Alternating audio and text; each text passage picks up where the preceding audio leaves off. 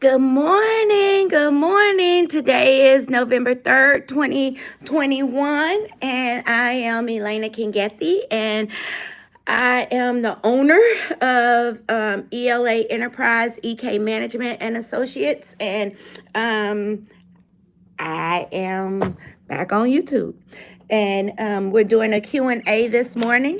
Any questions that you guys have about freight brokering, trucking dispatching, owning your own trucking company, I just want to do a Q&A this morning and be able to help anybody that needs help. So I know I look a mess because I have literally been working from 7 a.m. to 9 p.m. all this week. We have training set up last week. I did a training special for the month of November. We did our dispatching and freight brokering classes for $500. A lot of people signed up. It's a good deal. You know, brokering is normally $2,500. Dispatching is normally $1,500. So we've had a lot of people sign up. So I've been doing a lot of training. And aside from that, running these trucks, honey, running these trucks. So I'm going to kick it off, and I'm just going to ask if you guys have any questions. I know a few years ago I did a video explaining the difference between a freight broker and a trucking dispatcher. So I want to go back today and just talk about the difference between being a trucking dispatcher and being a freight broker. There are two different things. Freight brokering is definitely on the broker side, where dispatching is working under the actual trucking company itself.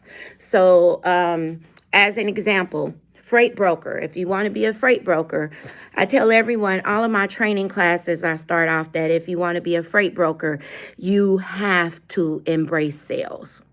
Like, brokering is about sales before anything else. You know, yeah, you're moving loads, you're moving trucks, you're moving loads, you make money and this and that, but brokering is the foundation of sales. You'll never, ever, ever have any loads to move if you don't have any shippers to book loads with.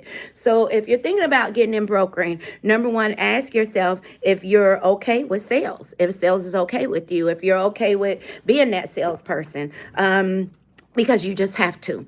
You have to be able to go out there and get the freight. You have to be able to make telephone calls.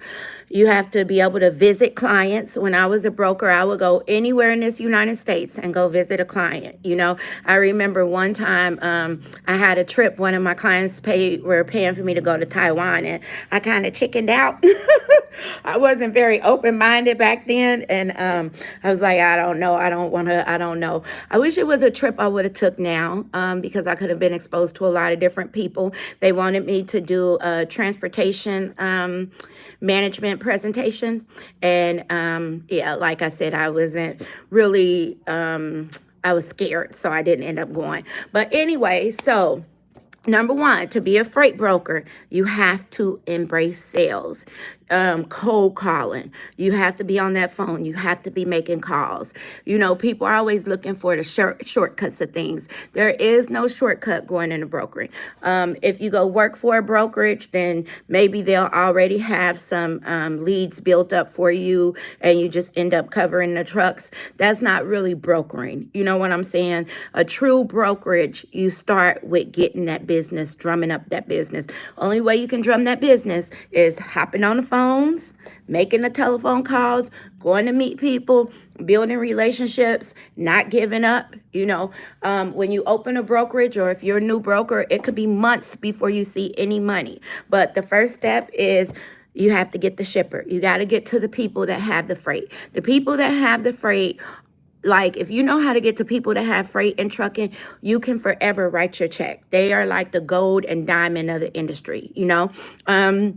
So, of course, in our broker training, we go through all of that, you know, what to say. I think a few years ago, I may have did a video on scripting, you know, when you're talking to shippers.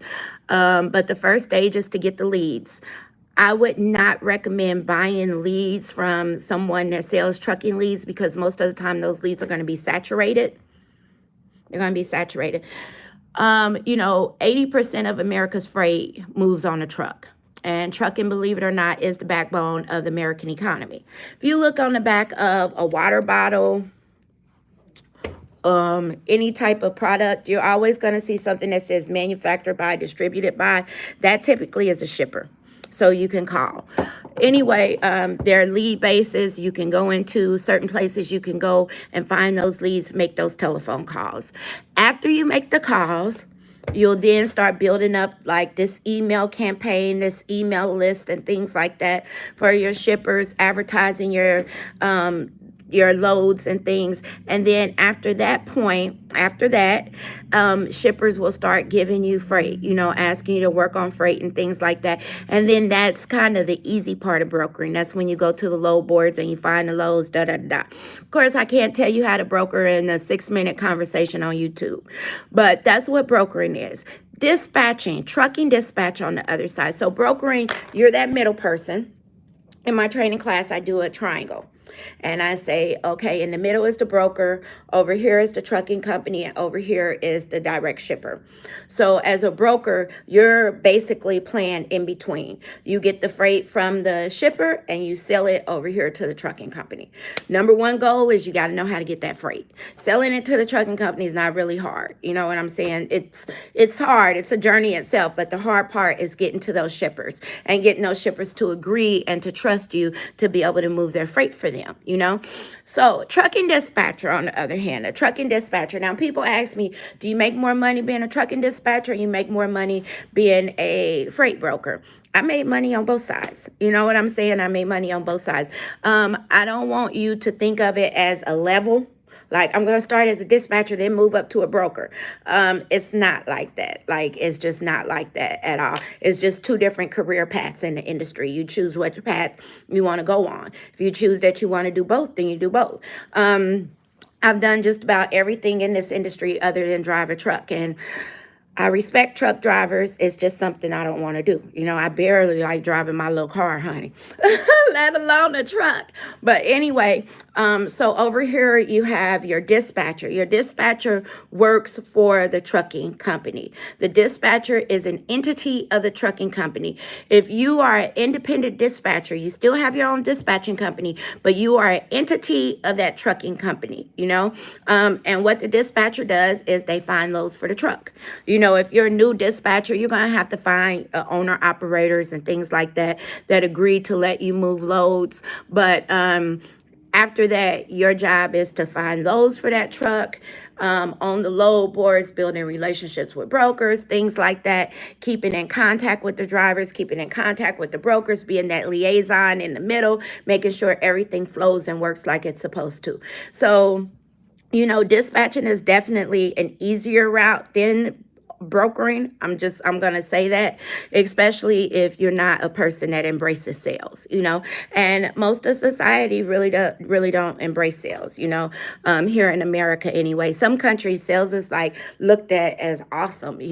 I started my career in sales at the age of 18, and I've been in sales forever. And I mean, I love it, But anyway, that is that. So dispatching is, oh, you say hello. I thought you said hell. That's why I look like hell. Hello, STL driver. Hello. So trucking dispatch is basically you're getting on those load boards, looking for the loads for the drivers, for the trucks. Now, I'm not going to say it's easy because it's still not easy. Don't think that it's easy or anything like that because it's not. There's a method to the madness. You have to know where to take that truck to. You have to know strategically how much money that truck needs to bring in. You have to know if you take the truck here, can you get it out of that area?